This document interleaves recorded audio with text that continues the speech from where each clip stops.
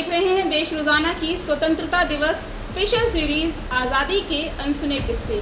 और आज के इस एपिसोड में मैं स्मिता सिंह लेकर आई हूँ एक ऐसी महान शख्सियत की गाथा जिनकी कहानी जोड़े बिना आज़ादी का इतिहास, स्वतंत्रता की गाथा अधूरी है। गुलामी से मुक्ति के किस्से अधूरे हैं। कौन है वो इतिहास पुरुष, महामानव, जिसने दूसरे क्रांतिकारी नेताओं के मुकाबले सबसे लंबा वक्त, जीवन के 30 बरस से ज़्यादा का समय जेल में गुजारा और कैद के दौरान अथाह यातनाएं झेली। जानने के लिए मैंने पढ़ी लेखक आनंद प्रकाश मिश्र की एक किताब क्रांतिकारियों के महाराज, जिसमें पाया कि शख्सियत का नाम है त्रिलोक्यनाथ चक्रवर्ती, जिन्हें इतिहास के उस दौर में महाराजा उपनाम दिया गया और फिर यही उनकी पहचान हो गया। तो चलिए एक बार फिर करते हैं इतिहास की यात्रा और जानते हैं महाराज की गाथा। महाराज यानी त्रिलोक्यनाथ चक्रवर्ती का जन्म 15 सितंबर 1888 को वर्तमान बांग्लादेश के मयमनसिंह जिले के कापासाटिया गांव में दुर्गा चरण चक्रवर्ती और प्रसन्न मई के यहाँ हुआ था। 2 बहनों और 4 भाइयों में एक त्रिलोक्यनाथ बंगाल में साम्राज्यवादी गुलामी के विरुद्ध बह रही गर्म हवाओं से अछूते नहीं रहे। ब्रिटिश साम्राज्यशाह इन हवाओं का रुख बदलने के लिए हिंदू मुस्लिम एकता को तोड़ने के षड्यंत्रों में लगा था और इसी षड्यंत्र में लॉर्ड कर्जन ने 1905 में बंगाल विभाजन की घोषणा की, जिसके विरोध में पूरा बंगाल खड़ा हुआ। हर हर महादेव और अल्लाह अकबर का नारा एकाकार होकर पूरे बंगाल में गूंज उठा।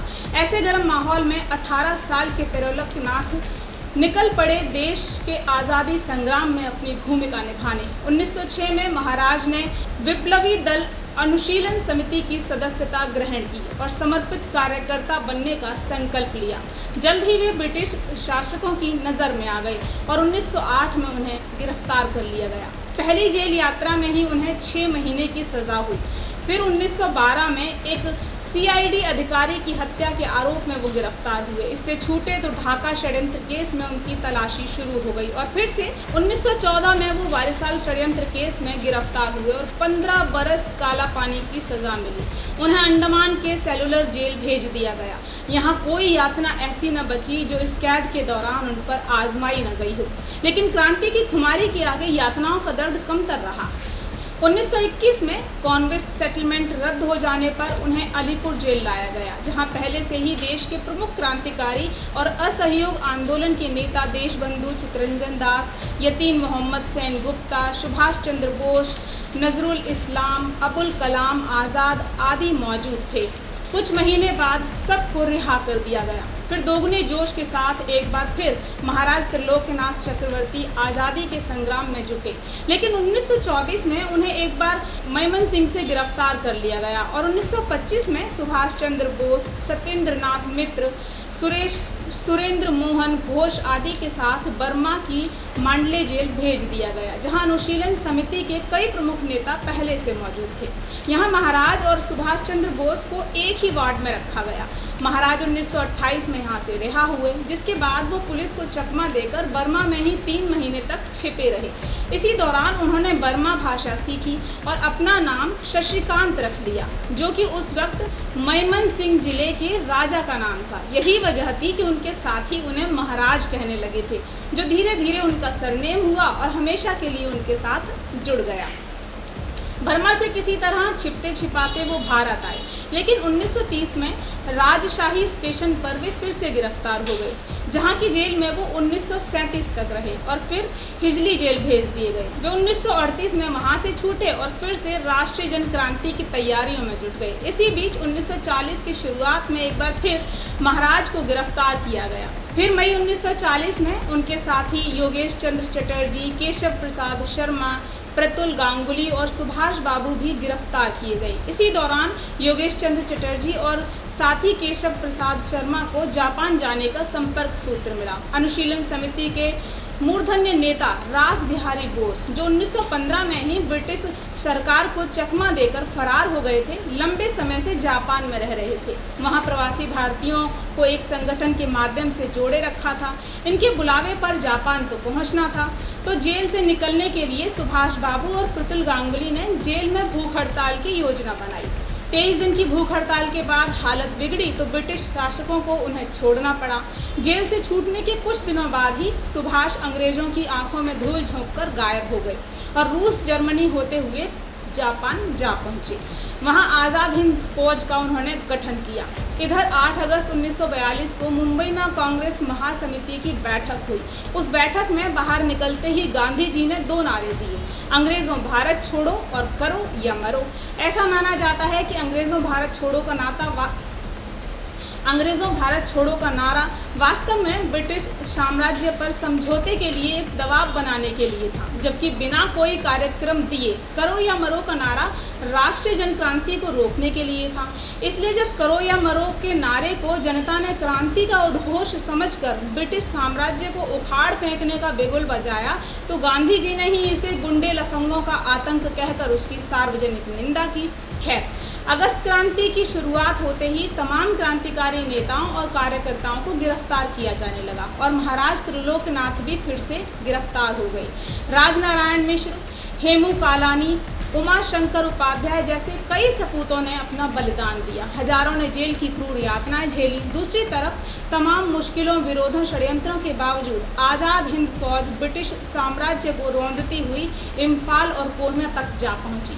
लेकिन 6 अगस्त 1945 को अमेरिकी विमानों ने जापान के हिरोशिमा और नागासाकी पर बम गिरा दिए। नतीजा ये हुआ कि जापान तो टूटा ही, आज़ाद हिंद फौज के सामने हथियारों और खाद्यान्न का संकट पैदा हो गया और आज़ाद हिंद फौज को समर्पण करना पड़ा। लेकिन इसी बीच ब्रिटिश साम्राज्य की आंख में धूल झोंककर सुभाष गायब हो गए। भारत में भी जनक्रांति की लपटें तब तक बुझ चुकी थीं। इधर दूसरे विश्व युद्ध में विजयी होने के बाद ब्रिटेन आर्थिक रूप से पूरी तरह हिल चुका था। नतीजा, प्रधानमंत्री चर्चिल को त्यागपत्र देना पड़ा और एटली प्रधानमंत्री बने। इस दौरान भारत में आज़ाद हिंद फौज के बंदियों के साथ अपमानजनक व्यवहार की प्रतिक्रिया में पूरा देश तीखी प्रतिक्रिया देने लगा। आक्रोश फैल गया। नौसेना का विद्रोह, मजदूरों की हड़ताल और पूरे देश, खासतौर पर बंगाल के युवा सड़कों पर उतर आए। कोलकाता में युवा छात्र रामेश्वर बनर्जी और अबुल इस्लाम शहीद हुए। ऐसी विषम स्थितियों में ब्रिटिश शासकों ने अब हिंदुस्तान को अपना उपनिवेश बनाए रखना मुश्किल समझा और ब्रिटेन ने भारत को आज़ाद करने का फैसला लिया। इसी बीच बंदी क्रांतिकारियों सहित महाराज त्रिलोकनाथ चक्रवर्ती भी अगस्त 1946 में कोलकाता दमदम जेल से रिहा हो गए। इतिहास के पन्नों का ये वो दौर था जब मुल्क आज़ाद तो हो रहा था, लेकिन फूट में लूट की नीति के चलते अंग्रेजों द्वारा बोए गए सांप्रदायिकता के बीज अब पेड़ बन चुके थे और मांग उठ रही थी एक देश के 2 टूक करने की। फिर शुरू हुआ नियोजित सांप्रदायिक दंगों का दौर, जिसमें हजारों लाखों हिंदू मुसलमानों की निर्मम हत्याएं हुई। सांप्रदायिक आग से आहत महाराज भी जेल से छूटने के बाद दंगा पीड़ितों की सहायता करने के लिए नोआखाली चले गए। इधर दंगों के बीच भारत विभाजन की लॉर्ड माउंटबेटन योजना को गांधी, नेहरू, पटेल सहित कांग्रेस पार्टी और मुस्लिम लीग दोनों ने हरी झंडी दी और भारत स्वाधीनता अधिनियम 1947 के तहत विशाल भारतवर्ष का आज़ादी के साथ हिंदुस्तान पाकिस्तान के रूप में सांप्रदायिक बंटवारा हुआ। भारत विभाजन के समय महाराज त्रिलोकनाथ चक्रवर्ती के सहकर्मी साथियों ने भारत में रहने के लिए उन पर दबाव डाला, लेकिन उन्होंने पूर्वी पाकिस्तान में रहने का फैसला लिया क्योंकि उनका मानना था कि यहाँ तो बहुत सारे साथी हैं, लेकिन पाकिस्तान की श्रमिक शोषित जनता को पाकिस्तानी सांप्रदायिकवादी तानाशाहों के हवाले नहीं किया जा सकता। इसके बाद महाराज पाकिस्तान में भी भेदभावपूर्ण नीतियों, पूंजीवादी शोषण, दोहन, गुलामी के विरुद्ध लगातार लड़ाई लड़ते रहे, जिसके चलते वहाँ भी उन्हें लगभग 10 साल जेल में रखा गया। 1965 में जब भारत पाक युद्ध हुआ तो पाकिस्तानी शासकों ने महाराज को गिरफ्तार कर जेल में डाल दिया। वहाँ से भी 1969 में तब छूटे जब पूर्वी पाकिस्तान के जनतांत्रिक आंदोलन के आगे पाकिस्तानी शासक अयूब खान को घुटने टेकने पड़े। महाराज अब बुजुर्गियत के दौर में थे, शरीर रोगों से घिर चुका था, लेकिन उस वतन की चाह 82 बरस के इस बूढ़े मन को फिर भारत ले आई। जून 1970 में अपने पुराने साथियों से मिलने, वो इलाज कराने के लिए 3 महीने के लिए भारत आए। कोलकाता में उनके पुराने साथियों सहित सभी संप्रदाय के लोगों ने महाराज का स्वागत किया। 2 अगस्त को महाराज कोलकाता से दिल्ली पहुंचे, जहां भारत के तत्कालीन राष्ट्रपति वीवी गिरी और प्रधानमंत्री इंदिरा गांधी ने महाराज को संसद के संयुक्त दोनों सदनों को संबोधित करने के लिए न्योता दिया। वहां अपने संबोधन में उन्होंने कहा कि जिस तरह की आज़ादी का सपना अमर शहीदों और उन्होंने देखा था, वैसी आज़ादी और समाज की संरचना अभी नहीं हो सकी।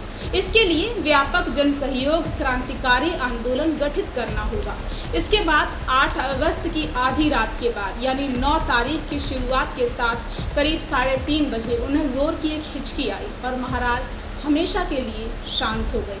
ये थे क्रांतिकारियों के महाराज त्रिलोकनाथ चक्रवर्ती, और ऐसी थी उनकी इनकलाबी दृढ़ता जिसे सुनने भर से ही हाथ सलामी के लिए खुद ब खुद उठ जाते हैं और जुबान खुद ब खुद कह उठती है। आज़ादी का दीप जलाया जिसने अपना जीवन देकर, श्रद्धांजलि उन्हें समर्पित, ध्येय पूर्ति का व्रत लेकर। एक बार फिर बता दूं, स्वतंत्रता के इतिहास की ये गाथा लेखक आनंद प्रकाश मिश्र की लिखी एक किताब क्रांतिकारियों के महाराज से ली गई है।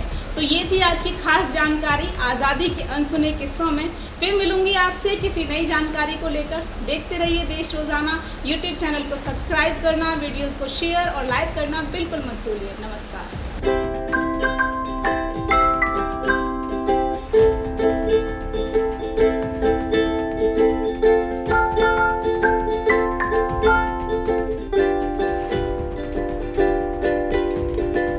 हमारे साथ जुड़े रहने के लिए देखते रहिए देश रोजाना का YouTube चैनल। सब्सक्राइब कीजिए, साथ ही देश रोजाना की खबरें सबसे पहले देखने के लिए प्रेस कीजिए बेल आइकन।